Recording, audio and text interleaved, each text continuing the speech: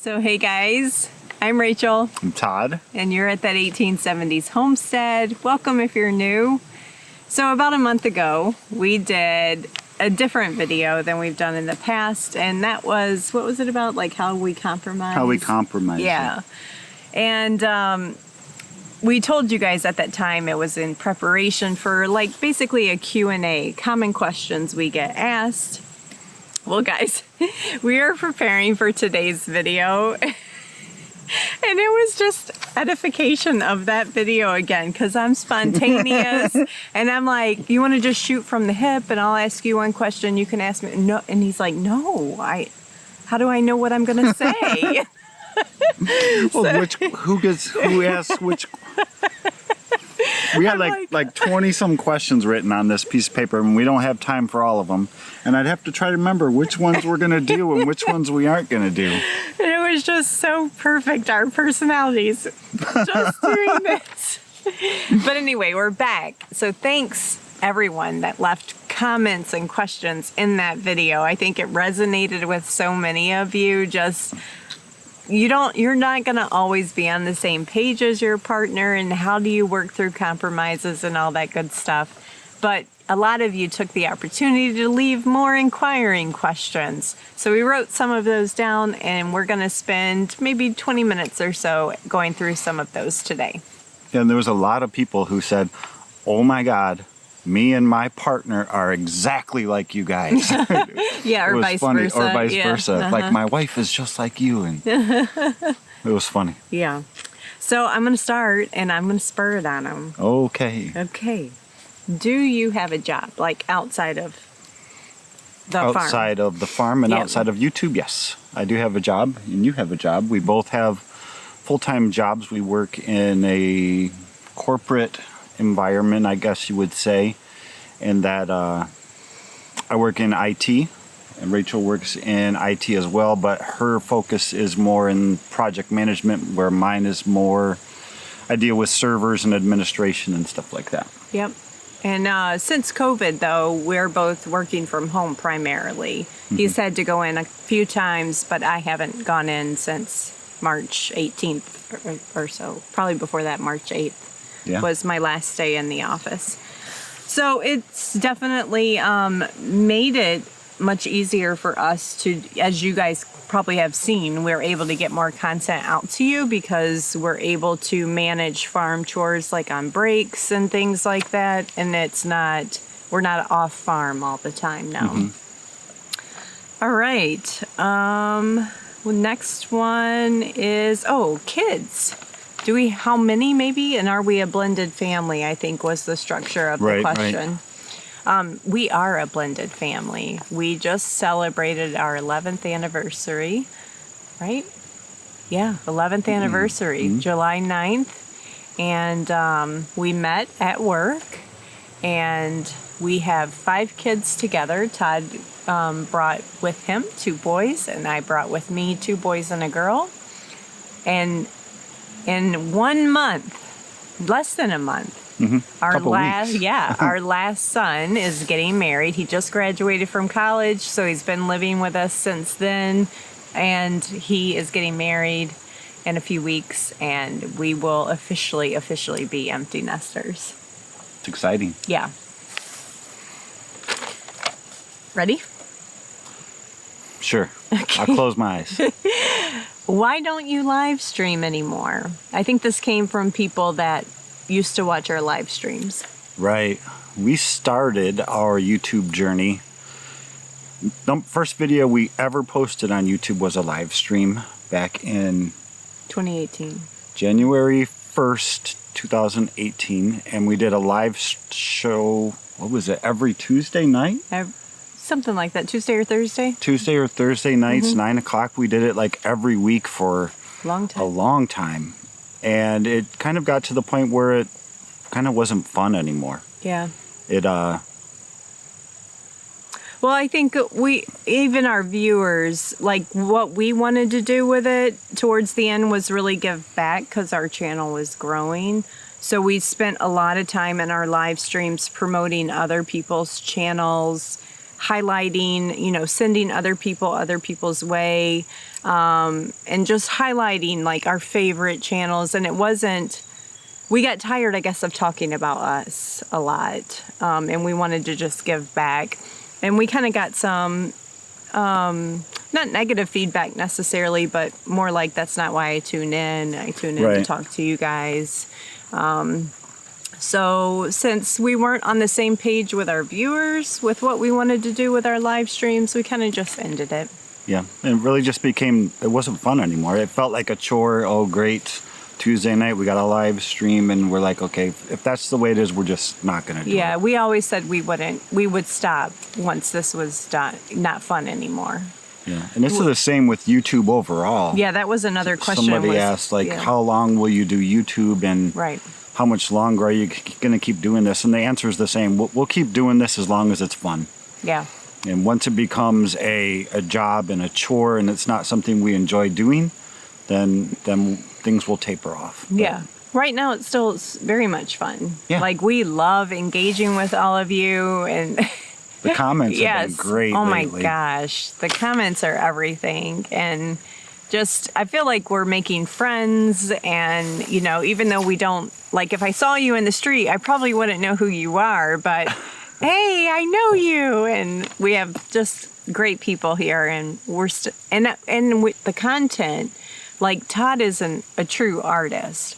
He has a creative mind. So I think he loves the learning on how to be better at video production and editing and all that kind of stuff. And that, just to let you guys know, that is, when you see a good video, it's Todd. When you see a video that's been just hodgepodge together, it's me. Surely you can tell that. But he is epic at what he does. Thank you. Yeah, just sometimes I have to run out and grab the camera, and he's not around, and I have to film anyway. Do you edit sometimes? Yeah, sometimes. They're just not. I'm like, I did my part, now you go in and make it nice. Okay, Todd, sit up. Are you sponsored by Columbia? Somebody actually noticed. We're surprised it took this long for somebody to notice. Even my hat. Yeah. Even my hat's Columbia. So tell them the story. We are absolutely not sponsored by Columbia. I think it goes back to my personality, in that when I find something, when I find a shirt that I like, or a pair of pants that I like, or shoes that I like, I will buy. So Rachel got me this shirt for Father's Day. Two of them, right? Two of them. Mm-hmm. I put it on. I'm like, oh my God, I love this shirt. So I went on Amazon and I bought like 3 more. Same with the long sleeve Columbia shirts that I wear. I think you maybe got me my first one. And now I have like 20 of them. Yeah. So am I sponsored by Columbia? No. But he would like to be. I pay money for all of these things, and I love them because they're comfortable. Yeah. Oh. Yes, he is a man of very few things, but the things that he enjoys, he gets them. So we might as well buy stock. Wrangler jeans, Wrangler shorts, if he can find them. Mm-hmm.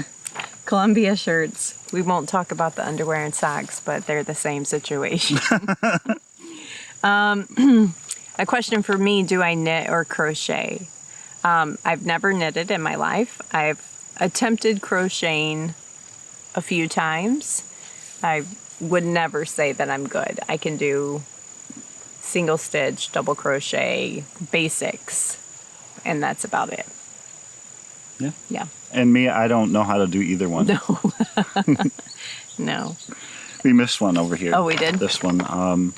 Somebody asked, do we sell stuff? Do we have like an Etsy shop where you sell your soaps? And do we have like a farm stand in front of our house? Do we do farmers markets? Do we do any of that kind of stuff? Right.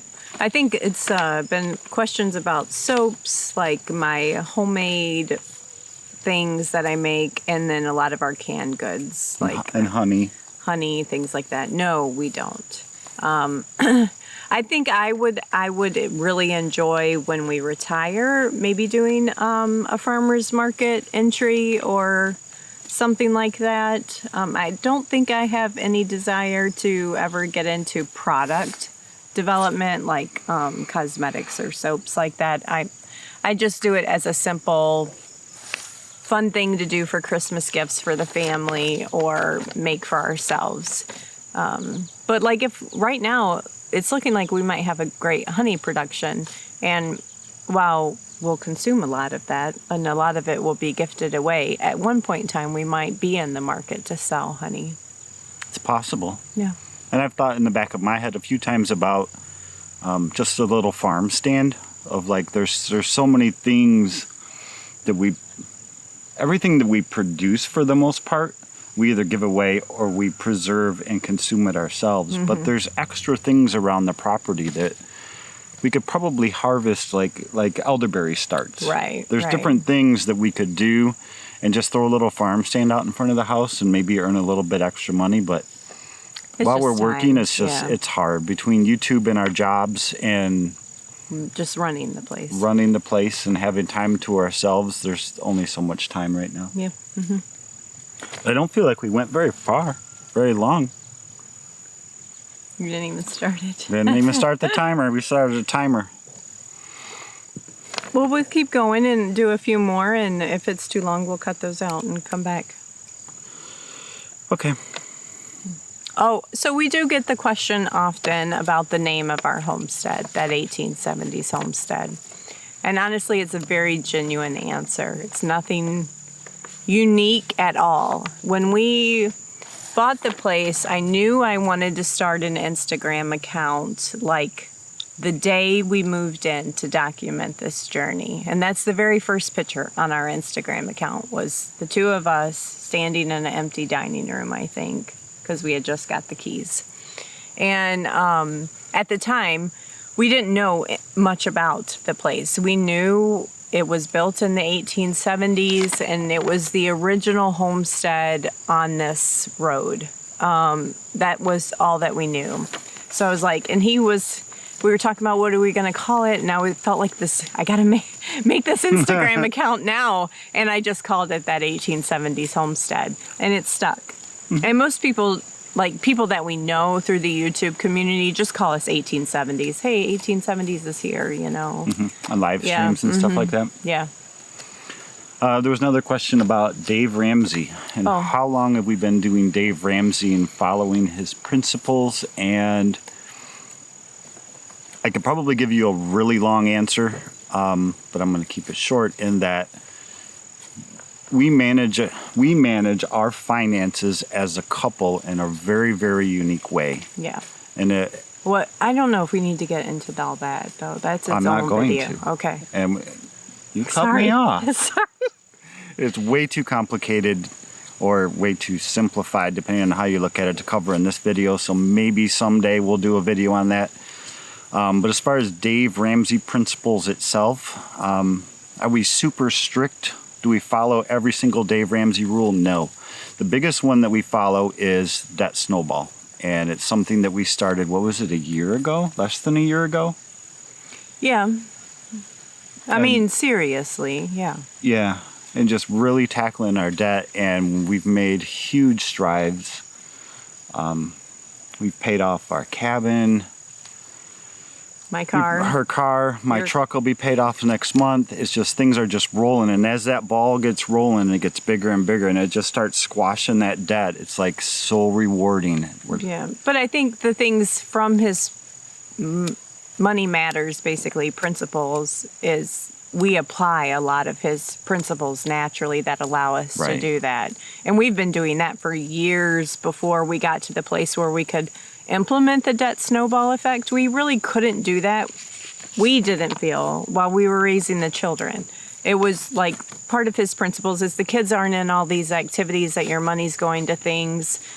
So while you have all this debt and stuff, and we did not feel that mindset. We wanted to give the kids what, Abigail was in competitive dance and, the kids were in college or whatnot. So we waited till they were done with what they needed.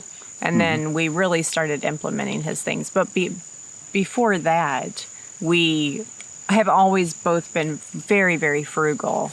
We could have afforded to shop at the big Meijer and Walmarts and everything when the kids were young. But when the kids were young, I only ever shopped at Aldi's for our groceries. We only shopped discount stores for clothes. If we went on vacation, we saved up to pay cash for vacations. It wasn't until recently that you even ever had a credit card. I still don't have credit cards. So it wasn't until we knew that we were secure that either one of us got even an ounce of desire to have a need for a credit card. But then you apply the principles where you pay it off every month and it's done. So yeah, I basically just use it for the points. Right. So that has given us the ability to do the things that we're doing now, being frugal, and we still are very frugal. Like I made that fun charcuterie board tonight, and I went to Aldi's and found all of it so I could affordably build that cute presentation. Yeah. So, any more? You want to wrap it up? no, I think that's good. So just a little bit more, get to know us. We have so many new subscribers here. And if you're watching this video and you haven't hit that subscribe button yet, but you keep coming back for more, go ahead and hit that subscribe button because we'd really enjoy your consistent participation with us. We're having so much fun with all of you. Yeah, and if you have any more questions, let us know. We'll start building our list for the next time we do one of these videos. Yeah, maybe once a month or so. Yeah, it's fun. Yeah. Talk to you guys later. Bye, guys.